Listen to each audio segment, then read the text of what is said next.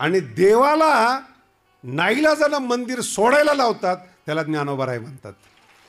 नाईलाजानं मंदिरात षोडोपचार पूजा करणारा, सकाळपासून संध्याकाळपर्यंत कपडे बदलणारा, पूजा करणारा देव ज्ञानोबारायसाठी सोडून येतो. जर तो वाळवंटात येतो तर जर तुम्ही हरिपाठ केला तर आपल्या घरात सुद्धा येतो. म्हणून हरिपाठानंतरचा जो अभंग आहे ना, तो हे सांगतो, जर तुम्ही व्यवस्थित हरिपाठ केला तर नलगती साया सजावे सुखे येतो घरा. हे तुकोबारायचा अभंग सांगतो हरिपाठाचं मत. हरिपाठ चिंतनाचा थोडासा सामुदायिक चिंतनाचा अंतिम भाग आहे. इथून गेल्यानंतर देखील ज्ञानोबारायांच्या प्रसन्नतेसाठी हरिपाठ चिंतन आपल्या अंतःकरणात चालू ठेवा. हे ज्ञानोबारायांनी आपल्याला प्रसाद द्यावा, याच्यासाठी ही पूजा आहे, ज्ञानोबारायांची प्रसन्नता आहे. माऊली, आम्ही तुमचे शब्द आमच्या जिभेवर, आमच्या बुद्धीमध्ये स्थिर करतो. तुम्ही आम्हाला असा आशीर्वाद द्या, हरिपाठ आमच्या अंतःकरणात स्थिरावला पाहिजेत, अशी मागणी मागा. याच्या अतिरिक्त काही मागू नका. नाही, स्वभावाप्रमाणे मुलाला सुखी ठेव, सुनेला चांगलं बोलायला लाव, नवरा चांगला वागू दे, ह्या अशक्य घटना मागू नका. ज्या असंभव आहेत ह्या कधी संतांच्या पुढं मांडायच्या नसतात ह्या. आणि जे तर सेवा हा दारवंठा, खूप गोड शब्द आहेत. होईल तितकी सेवा करा. ज्ञानोबारायांची विशेष करून वाङ्मयाची, माऊलीच्या शब्दांची सेवा ही माऊलीचीच सेवा आहे, हे पक्क आपल्याला लक्षात असलं पाहिजे. वर्तमान काळामध्ये साधूला साधू समजणं अतिशय अवघड आहे. साधुत्व कळणं, साधू भेटणं हे अतिशय दुर्मिळ घटना आहेत. अशा जरी असल्या तरी देखील माऊलींचे शब्द हेच संत आहेत, माऊलीचा अभ्यास हेच संत आहेत, आणि यांची सेवा ही माऊलींची सेवा आहेत, हे आपण गृहीत धरा, याच्यावर विश्वास ठेवा. आणि हेच आपण 8 दिवस ऐकत आलेलो आहोत. म्हणून पुन्हा एकदा आपल्या सर्वांना विनंती आहे, महाराष्ट्राची सरस्वती, महाराष्ट्राचं प्रेम, महाराष्ट्राला, संपूर्ण महाराष्ट्राला, मराठी भाषिकांना ज्ञान देणारी ज्ञान सरस्वती, हिच्या शब्दांची आराधना हीच उत्तम आराधना आहे. याच्यापेक्षा दुसरी आराधना नाही आहे. कधीकधी हे बोलत असताना शंका निर्माण होते, महाराज आमच्या भागाकडे काही संत होते, आमच्या एरियात काही संत होते. हे सगळे एरियाचे संत वेगळे बरं का, आणि महाराष्ट्राचे, विश्वाचे संत वेगळे आहेत. माऊलींनी आपल्या वाङ्मयाचा प्रचार आणि प्रसार करण्यासाठी गावोगावी, जागोजागी, खेड्यापाड्यात संत जन्माला आणलेले आहेत. ही माऊलीची भगवंताला, देवाला, निवृत्तीनाथांना केलेली विनंती आहे. अनवरत भूमंडळी भेटो. भूमंडळी, अज्ञानी लोक संताकडे येणार नाहीत, त्यांना कळत नाही संत आणि ज्ञान काय चांगलं आहे. संतांनी गावोगावी जाऊन भेटावं. म्हणून पूर्वीपासून, भगवान बाबांच्या अगोदरपासून दौरा नावाचा प्रकार आहे. गावागावात जाऊन सांगणं, तुम्ही कोण आहात, तुम्ही मनुष्य आहात, वारी करा, पंढरपूरला या. संपूर्ण महाराष्ट्रामध्ये जिथे जिथे ज्या संतांना सफलता मिळाली, लोकांनी त्यांचे मंदिर बांधले, त्यांचं स्मरण ठेवलं. आणि त्यांचं स्मरण का ठेवलं? त्यांनी देवाचं स्मरण करायला लावलं, म्हणून त्यांचं स्मरण आहे. देव सांगणारा देव स्वरूप असतो, हे आपण या हरिपाठाच्या तत्वज्ञानातून ऐकत आहात. म्हणून नाम घोष गौरवे धवळले विश्व हा विषय आपण मुख्य रूपाने चालू आहेत. म्हणून हरिमुखे म्हणा हा प्रारंभ आहे. सुरुवात कुठून आहे? अ ब कड करतो ना आपण 12 खडी, तर प्रारंभ आहे हरिमुखे म्हणा. आणि दुसरा शब्द जेव्हा येतो ना हरिमुखे म्हणा, तो परावाणीतून आला पाहिजे. हरिमुखे म्हणा तोंडातून सुरुवात करायची, आणि तो समाधी संजीवन हरिपाठ इथपर्यंत त्याचं उच्चारण केलं पाहिजे. आता हरिपाठ या शब्दाचा अर्थ मी 8 दिवस आपल्याला सांगितला नाही. नामचिंतन हा वेगळा प्रकार आहे, नामस्मरण वेगळं आहे, नाम उच्चारण वेगळे आहेत. हरिपाठामध्ये हे सगळे प्रकार येतात. हरिपाठ त्याला म्हणतात केवळ हरिविषयी ज्ञानानं, साधनेनं, तत्त्वज्ञानानं, भक्तीनं जाणलं जातं, त्याला हरिपाठ म्हणतात. हरिपाठ प्रकरण म्हणजे 27 अभंगापुरतं मर्यादित नाही आहेत. ज्ञानेश्वरी वाचा तो हरिपाठच आहे, गाथा वाचा तो हरिपाठच आहे. याचं उत्तर ज्ञानोबाने दिलेलं आहे. ज्ञानोबा म्हणतात हरिवंश पुराण, हरिविषयी बोलणं. हरिवंश, काही लोक हरिवंश पुराणाकडे जातात. 18 पुराणाच्या अतिरिक्त पुराण आहेत असं माऊली म्हणत नाही बरं का. की माऊली जर 18 पुराण कथा सांडी म्हणतात तर 19वे पुराण कसं काय सांगतील? नाही लक्षात येत लोकांच्या. हरीबद्दल सतत बोलणं, हरिवंश पुराण 1, हरिनाम संकीर्तन 2, आणि हरिविन सौजन्य. सौजन्य शब्दाचा अर्थ जो हरी बोलणारा आहे त्याच्याशी सौजन्य पाहिजे. याच्या अतिरिक्त ज्याला काहीच कळत नाही तो वैष्णव, तो वारकरी. 3च गोष्टी: नामस्मरण, नामस्मरण करण्याची संगत आणि ऐकताना नामस्मरण. याचं नाव आहे हरिपाठ. आणि म्हणून याचं बीज मागच्या प्रवचनामध्ये मी सांगितलं होतं. मच्चित्ता मद्गता प्राणा बोधयंता परस्परम. 2 संत जेव्हा एकत्रित येतात ते भरलेले असतात. या सरोवराचं पाणी तिकडे जातं, त्या सरोवराचं पाणी इकडे जातं. परस्परम बोधयंतः, याचं नाव आहे हरिपाठ. आणि ती ओवी इतकी गोड आहेत हरिपाठाबद्दल. हरिपठ्यंते असा अर्थ नाही बरं का. हरी बोलणं, हरी म्हणणं, सगळं एकत्रित येणं. एक शब्द असा असतो की 10 शब्दांना एकत्रित घेऊन चालतो. तसं हरिपाठ निबंधाप्रमाणे तो सगळ्या विषयांना एकत्रित घेऊन चालतो. त्याला हरिपाठ म्हणतात. आणि तो हरिपाठ कसा असावा त्याचं मर्यादा दिलेली आहे. आणि ती मर्यादा सगळीकडे पाळली जाते. म्हणून हरी महत्त्वाचं आहे. हरी काय आहेत, हरी कसा आहेत, हे एवढे सुंदर श्रोते माझ्या समोर बसलेले आहेत. एकदम लहान लहान गोष्टी सांगणं हे माझ्या डोक्यात बसत नाही. ते की बऱ्याच कीर्तनकारांचं कीर्तन ऐकून निष्णात होऊन तयार होऊन तुम्ही माझ्या पुढं आलेला आहात. त्यामुळं तुमचा वेळ मूल्यवान आहे. म्हणून जेवढं चांगलं मला सांगता येईल तेवढा माझा हा प्रयत्न असतो की नवीन सिद्धांत, नवीन पद्धत सांगण्यात यावी. सतत हरीबद्दल बोलणं. त्यांची ओवी 10व्या अध्यायामध्ये गेल्यानंतर वाचा या श्लोकावरच्या. कधी कधी काही काही संत मी पाहिलेले आहेत, भगवंताविषयी बोलतात आणि बोलणंच विसरून जातात. हा तृप्ततेचा प्रकार आहे, परिपक्वतेचा प्रकार आहे.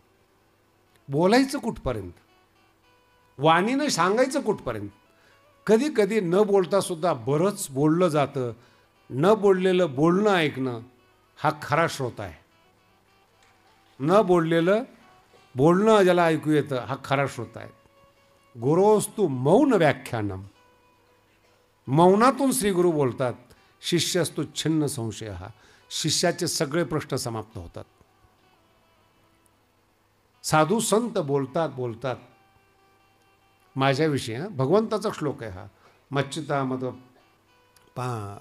आणि त्यामध्ये दिलेले आहेत. कथा सांगतात हा शब्द आहे बरं का. कथा सांगता सांगता कथू विसरत. कथा सांगणं विसरतात. आणि नुसतं कथा विसरता ते स्वतःला विसरतात. शब्द पहिल्यांदा कथा सांगतात, कथा विसरतात आणि मग स्वतःला विसरतात. आणि ज्या दिवशी तुमचा अहंकार विसरला जातो, विसावला जातो, तुकोबारायांचा अभंग आहे, अहंकार गेला तुका म्हणे देव झाला. ज्या दिवशी तुम्ही तुम्हाला विसरले ना त्या दिवशी तुम्ही देव झालात, ईश्वर झालात. कुठे ईश्वर आहे हे सांगण्याची गरज नाही. किती मोठी देण आहे हो. मला कधी कधी माऊलीबद्दल एवढं विशेष वाटतं. माणसाला देव मानतात, देव होण्यासाठी ज्ञान देतात. जगातला कोणताही धर्म माणसाला देवाप्रमाणे मानत नाही. देव तर मानणं वेगळाच आहेत, देवाप्रमाणे मानत नाहीत. देवाने तुम्हाला निर्माण केलेलं आहे. तुम्ही देवाला घाबरा, देवाची स्तुती करा, देवाचं प्रार्थना करा. मरे पण देव तुमच्यावर खुश होईल. देव तुमच्यावर इथे असं सांगितलेलं नाही ज्ञानोबारायांनी, देव खुश वगैरे नाहीत, तुम्ही देव व्हा. आणि या सिद्धांताची कल्पना तुम्हाला यायला बरेच दिवस लागतील. अनंत काळापासून विषयाची गुलामगिरी आपण करत आहोत. आपण खरंच देव आहो का कळत नाहीत. आमच्या गुरुजींनी विनोद केला होता, एखाद्याला तुम्ही म्हणा तुम्ही देव आहात, तो फार विनम्रतेने बोलतो, महाराज आम्ही कसले देव. अहो खरंच देव आहात. नाही नाही महाराज आम्ही देव नाहीत. मग तुम्ही कुत्रे आहात का. लगेच भुंकायला सुरुवात करतो. चांगलं पडतं का त्याला. वाईट म्हणलं की लगेच भुंकतो. अरे कुठली प्रथा आहे. चतुर्भुज नर कोणी ठेल, नर भगवंत स्वरूप होतात, हा हरिपाठ आहे. पण कधी तुम्ही विसरा स्वतःला, त्याला म्हणतात समाधी. समाधी शब्दाचा अर्थ सांगतो तुम्हाला, ज्ञानोबारायांचा अंतिम शब्द आहेत. ज्ञानदेवा प्रमाण, निवृत्ती देवी ज्ञान. समाधी तुमची आमची साधी समाधी असते. आणि संजीवन समाधी, संजीवन अस्तित्व भाव जिथं चिरंतन असतो, व्यापक असतो, अजरामर असतो, त्याला संजीवन समाधी म्हणतात. हरिपाठ चंद्र सूर्य असेपर्यंत ज्ञानोबराय म्हणतात माझी ज्ञानेश्वरी हरीबद्दल बोलणार, माझा हरिपाठ हरीबद्दल बोलणार. तुम्ही आम्ही 100 वर्षासाठी येतो आणि जातो, हरिपाठ तरुण राहतो, ज्ञानेश्वरी तरुण राहते. आपणच हरिपाठ म्हणला का. आपल्या अगोदरचे हरिपाठ म्हणत होते, त्याच्या अगोदरचे, याच्या पुढचे हरिपाठ म्हणणार. हरिपाठ याला म्हणतात समाधी संजीवन हरिपाठ, जो कधीच बंद पडत नाही. आणि ज्ञानोबारांच्या बाबतीत 2 शब्द मला बोलावेसे वाटतात, ते खास बोलावेसे वाटतात. एक तर ज्ञानोबारांचं वय 22 वर्ष. अनेक लोकांना, सुशिक्षित लोकांना खूप जास्त शंका इथेच आहेत, समाधी आहे का. 6वा अध्याय वाचा, विज्ञान वाचा, ब्रेन वाचा. ज्याचा ब्रेन 100% चालतो, 100% चालतो, तो या जगात पृथ्वीवर राज्य करत असतो, सम्राट असतो. तो योगाने ते ब्रेन चालतं. आणि ब्रेन एकदा 100% चाललं ना, शरीर सोडून द्या, शरीराचा धर्म साधूमध्ये नसतो. 6व्या अध्यायामध्ये शरीर योगाचं कसं असतं ते सर्व सांगितलेलं आहे. पुन्हा दुसरा टप्पा आणि महत्त्वाचा टप्पा सांगतो तुम्हाला. आपण जिवंत शब्दाची व्याख्या करतो, ऑक्सिजन असलं पाहिजे. आपली जिवंतपणा म्हणजे काय. ऑक्सिजन, श्वास घेणं. कोणत्याही योग्याला श्वासाची गरज राहत नाही. श्वास कोंडणं म्हणजे योगी होणे, श्वासाशिवाय जगणं म्हणजे योगी होणे. प्राणायामाचा अभ्यास म्हणजे काय. 1 मिनिटं प्राणायाम करतात, 2 मिनिटं प्राणायाम करतात. हे भोगी लोक 5-5 मिनिटं आपल्या प्राणाला, श्वासाला रोखू. हे साधे लोक आहेत. पुढं जाऊन सांगतो, काही लोकांना शंका आहेत, भिंत चालवली का नाही, डिस्कवरी वगैरे पहा, त्याच्यावर दिलेले आहेत. डोळ्यांनी चमचा उचलतात, जड वस्तू उचलतात, दाखवतात विज्ञान, कारण काही असेल. हे साधे साधे लोक जर थोडे थोडे डोळ्याने येणे त्यांनी चमत्कार करतात, ते ज्ञानोबारांची कुठं बरोबरी करता तुम्ही. राजयोगी येते. पुढचा टप्पा, चमत्कारानं त्यांचं मोठेपण सिद्ध होतं, ज्ञानेश्वरीनं आपलं कल्याण होतं. जगातला कोणताही चमत्कार असो, माना अथवा न माना, त्या चमत्काराशी तुम्हाला काही देणं घेणं नाही. पुन्हा सांगतो, काही देणं घेणं नाही. तुम्हाला मोठं व्हायचं असेल तर फक्त ज्ञान मोठं करू शकतं. त्या ज्ञानाचा ठेवा ज्ञानेश्वरीने हरिपाठ आहे. हे जितकं कळेल तुम्हाला तितकं व्यापक होईल, मोठे व्हाल, श्रेष्ठ व्हाल. ज्ञानोबाराय म्हणतात 2 शब्द आहेत, ज्ञानदेवा प्रमाण. कोणतं प्रमाण आहेत. निवृत्तीनाथांचं ज्ञान. माऊली म्हणतात माझ्यासाठी प्रमाण आहे. आपल्या गुरुचं ज्ञान हे शिष्याला सतत प्रमाण असलं पाहिजे, सतत. शंका घ्यायचं काही कारण नाही. ज्ञानदेवा प्रमाण कोण. निवृत्ती देवाचं ज्ञान हे ज्ञानोबारायसाठी कोण आहे. प्रमाण. प्रमाण काय. आपल्यासाठी काय प्रमाण आहे. वेदशास्त्र आणि श्रुतीचे वचन प्रमाण. ज्ञानोबाराय म्हणतात ज्ञानदेवा निवृत्ती देवी ज्ञान प्रमाण. त्याच्यामुळे ही वाक्य संपले बरं का. समाधी संजीवन हरिपाठ, चिरकाल टिकणारा, चिरकाल भगवंताचं वर्णन करणारा हरिपाठ आहे. आणि समाधी शब्दाचा अर्थ व्यवस्थित समजून घ्या. सम मध्ये सम आधी शब्द आहेत. आधी शब्दाचा संस्कृतमध्ये आत अर्थ आहेत. आत, आधी म्हणजे आत. सम शब्दाचा अर्थ आहे ब्रह्म. समाधी म्हणजे तुम्ही आम्ही त्या शब्दाला काही काही शब्दाचं एवढं पतन करतो ना आपण, शब्दच राहत नाही. गोसावी शब्दाचा अर्थ आहे राजा. आणि आता भीक मागणाऱ्याला काय म्हणतात? त्या शब्दाचं माणसाने पतन केलं हो. त्याचा अर्थ वेगळा होता. आणि आता मागे सांगितलं होतं मी, लक्षात असेल, काही काही शब्दाचे लग्न झालेले आहेत. सप्रेम म्हणलं की नमस्कार, आणि भावपूर्ण म्हणलं की श्रद्धांजली, काही जोडलेलेच आहेत. हे शब्द म्हणावे का न म्हणावे शंका आहे. त्याप्रमाणे समाधी शब्दाचं पतन आहे. समाधी शब्दाचा अर्थ आहे सम. सम म्हणजे ब्रह्म. आणि हा शब्द हरिपाठात आलेला आहे बरं का. समाधी हरीची सम, समबुद्धी घेता. समबुद्धी, सम, ब्रह्मामध्ये बुद्धी. जे ब्रह्म अनादि अनंत आहेत त्यात जो आहे तो समाधीवान आहे. जरा कठीण अर्थ आहे, पण तो अर्थ फोडताना त्रास होतो. जो व्यापक आहे, सम आहे, त्यात जो आहे तो समाधी. महाराज जरा अजून अर्थ सांगा ना. ज्ञानोबा सरळ सरळ म्हणतात, चैतन्यासारखा दिसे. साधूचं वर्णन करताना, ज्ञानगंगे नहाले, पूर्णता जेवो निधाले, शांतीसी आले पालव नव्हे. हे साधूचं वर्णन आहे बरं. 6व्या अध्यायामध्ये चैतन्यासारखा दिसे. तो मनुष्याची परब्रह्म वेखे ओळखतो.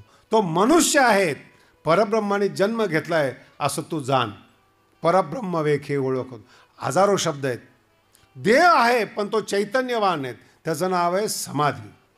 सममध्ये जो आहे, सममध्ये सम, आता खूप मोठा अर्थ आहे, थोडा थोडा जलद गतीने अर्थ सांगून जातो. सम कोण आहेत? पांडुरंग सम आहे. विठ्ठलाचे पाय कसे आहेत? सम आहे. शास्त्रामध्ये खूप महत्त्व आहे बरं का या गोष्टीला. रामाच्या काळामध्ये एक पाय पुढे आहे आणि एक पाय मागे आहेत. त्याचा अर्थ असा आहे, भक्ताला जवळ करतात आणि शत्रूचा नाश करतात. भक्ता राखे भेदभाव, एक पाव पुढे एक पाय मागे. राम अवतार, कृष्ण अवतार देहुडाचरणी आहेत. जरुरी नाही की सगळ्यालाच मारेल म्हणून. एखादा वाईट जरी असला ना, नरकासुरासारखा, शिवाय देणारा शिशुपाल, त्यालाही जवळ करतात. ते देहुडा आहे म्हणजे सगळ्यालाच, आणि सगळ्या चांगल्याला पण मानतील असंही नाही, आणि सगळ्या वाईटाला पण सोडतील असं नाही. त्याचं नाव काय? श्रीकृष्ण. जो लांब पाय होता ना राम अवतारामध्ये, तो देहुडाचरणी झाला. आणि पांडुरंग समान, समचरण, दृष्टी, चरण आणि दृष्टी म्हणजे ज्ञान समान. कोणी या म्हणून अभंग पाक आहेत. खट नट यावे, शुद्ध होऊन या जावे. म्हणजे बाकीचे जे साधू संत आहे ते मूळचेच शुद्ध आहे ना, त्यांनी कशाला यायचं? दौंडी पिटवत असताना ज्यांना नाही मिळालं त्यांच्यासाठी ना. खटनट यावे, साधू संत शुद्धच आहेत, ज्ञानगंगे नहाले, त्यांना पुन्हा शुद्धतेची गरज काय? सम, दृष्टी समान आहेत. पापी आला तरी, पुण्यवान आला तरी, संत आला तरी समान आहेत. ज्ञानोबाऱ्यांचा जो देव आहे ना तो समान आहेत. ज्ञान समान आहेत आणि माऊलीची दृष्टी, माऊलीचं ज्ञान समान आहेत. ज्ञानेश्वरी अमक्यानी वाचावी, हरिपाठ अमक्यानी वाचावी असं नाही आहेत. जाता जाता माऊलीचं 2 शब्द महत्त्वाचं सांगून जातो. 725 वर्षापूर्वी संपूर्ण भारतामध्ये श्रीरामाप्रमाणे भेदभाव होता. त्या काळामध्ये भगवान श्री ज्ञानोबारायांनी सगळ्या जातीतल्या लोकांना एकत्रित करून ज्ञान त्यांच्या हाती दिलं. सावता महाराज असतील, गोरोबा काका असतील, सेना नाभी महाराज असतील, कबीर महाराज असतील, सगळ्या जातीतले संत, सगळ्या जातीतले. म्हणजे अजून अहो ज्यांना आज शिकायला मिळते ती चोखा महाराज, त्यांची पत्नी, त्यांचा मुलगा बंका महाराज, वेश्येच्या घरात जन्माला आलेली कानोपात्रा, ही सगळी एकत्र ज्ञानोबारायांनी केली. नाही कळालं? अजून नाहीच कळालं. तुमचा चेहरा सांगतो. सगळ्यांना एकत्रित करणारा पृथ्वीवर एकमेव संत म्हणजे ज्ञानेश्वर महाराज. आत्ता सुद्धा एकही संत सगळ्या जातीतल्या लोकांना घेऊन चालत नाहीत आणि त्यांचं कल्याण होत नाही. हा माऊलीचा शाप आहे. वारकरी संप्रदायात जातीवाद करता येत नाही, प्रांतवाद करता येत नाहीत. मधुकरी मागत असताना सगळ्या जातीतल्या लोकांनी तुम्हाला मधुकरी दिलेली, सगळ्या जातीतल्याचं तुम्ही खाल्लेलं आहेत आणि महाराज झाल्यानंतर नाही कळालं हे आमचे संत, हे तुमचे संत, ते संत, आम्ही दुसऱ्याला मानणार नाहीत. न साधेल जान द्वैत बुद्धी. ही शिवीच आहे, समजली तर चांगली आहे. म्हणून वारकरी संप्रदायातले पहिले संत इतक्या सगळ्या जातीतल्या लोकांमध्ये एकत्र. आणि ज्ञानोबराय ज्ञानेश्वरी लिहून, अनुभवामृत लिहून इतके विनम्र स्वतःहून प्रत्येकाच्या घरी जात होते. स्वतःहून प्रत्येकाच्या घरी, नामदेव महाराजांच्या घरी जात होते. जनाबाईला जवळ करत होते. भांडे घासणारी जनाबाई. अहो, स्त्री शिक्षणाचा अधिकार ज्ञानोबारांनी दिलाय, तुम्ही विसरलात. जनाबाईला कुणी अभंग लिहायला लावले? ज्ञानोबारायांनी. महाराष्ट्राची भूमी कशी ते पहा. चोखोबारायच्या पत्नीनं अभंग लिहिले आणि नामदेव महाराजांनी त्यावर कीर्तन केलं. याला वारकरी संप्रदाय म्हणतात. ज्ञानोबारायांचं ज्ञान थोडंसं बाजूला ठेवू, त्यांची सामाजिकता बघा कशी आहे. कसे ज्ञानोबाराय आहेत आमचे.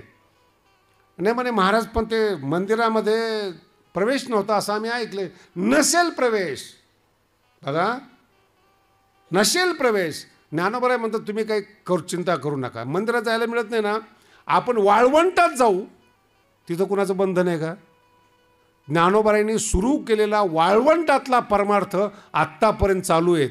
आत्तापर्यंत कार्तिकीला जा तुम्ही, मठात कीर्तनं होत नाहीत. एवढं माहिती ना तुम्हाला. मग वाळवंटात कीर्तन करण्याचा अधिकार, कारण तिथं कोणी विचारतच नाही कोणत्या जातीचा आहे.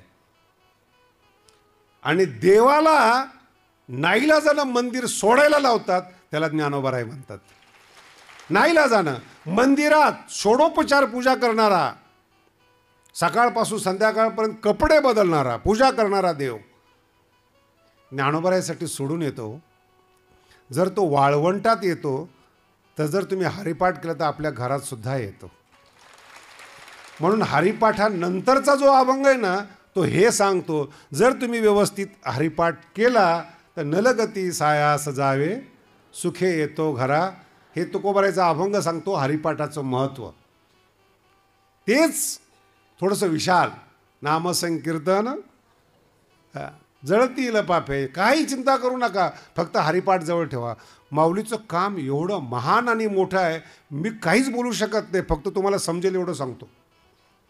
ज्ञान, ज्ञानेश्वरी सर्वसामान्य लोकांच्या मनात देणं, हे सगळे विषय आहेच. सामाजिक सलोखा, सगळ्या जाती धर्मातला एकत्रित घेऊन सुचणं, हे पृथ्वी जन्माला आल्यापासून पहिल्यांदा ज्ञानोबारायांनी केलं. मला सांगा, ज्ञानोबारायांच्या अगोदर कोणी केलेलं आहे? सगळ्या लोकांना एकत्रित. आणि जसा अधिकार असेल तसं स्वीकारलं. आई आपल्या मुलाबद्दल काहीही कंडिशन टाकत नाहीत. तू फक्त जन्माला ये, तू कसाही असेल, आंधळा असेल, लंगडा असेल, बहिरा असेल, मुका असेल, चांगला असेल, मुलगा म्हणून आई स्वीकारते. वारकरी संप्रदायात तुम्ही भाविक असा, बुद्धिमान असा, तार्किक असा, कोणत्याही जातीतले असा, म्हणून तिला माऊली म्हणतात. ती तुम्हाला जवळ करते, पदरात घेते, ती आपल्या मांडीवर बसवते आणि ज्ञानेश्वरीचा खाऊ देते. तिला माऊली म्हणतात. दूर जाऊ नका माऊलीपासून. सगळ्याला माना, सगळ्याला संत म्हणून पूजा करा. आई फक्त महाराष्ट्राची एकच आहे, ज्ञानेश्वर माऊली एकच आई आहे. आणि ह्या माऊलीने संत परंपरा जन्माला घातली बरं का. संत परंपरा, पुत्रवती स्त्री जशी असते ना, तसं ज्ञानेश्वरी, ज्ञानोबाराय पुत्रवती. अजून संत जन्माला येतात रोज. एक संत महाराष्ट्र गाजवतो. काही कीर्तनकारांना समस्या वाटते की आता पुढं काय होईल, म्हणून माऊलीचा अभंग माऊलीचा आहे. काय म्हणतात? फुले वेचिता बहरू कळियासी आला. आता काही कीर्तन प्रवचन करणारे आहेत, आमच्या अगोदरचे काही कीर्तन प्रवचनकार करणारे, त्यांच्या अगोदरचे काही आहेत, संपूर्ण महाराष्ट्र ढवळून काढला त्यांनी. पोकळी कधी महाराष्ट्रात निर्माण नाही झाली. तो संत मावळला, त्याचा सुगंध घेतला की दुसरा संत कळियासी आला. आमच्या भगवानगडाची पोरं सध्या कळीच आहेत. कळियासी आला आणि कळी फूल झाली. महाराष्ट्राला तिचा ज्ञानाचा सुगंध दिला. वयोवृद्ध झाली की दुसरी कळी आली, ती मावळली. आणि हे मोगऱ्याचं झाड पांडुरंगाच्या दारात आहेत आणि देव तिला पाणी घालतो.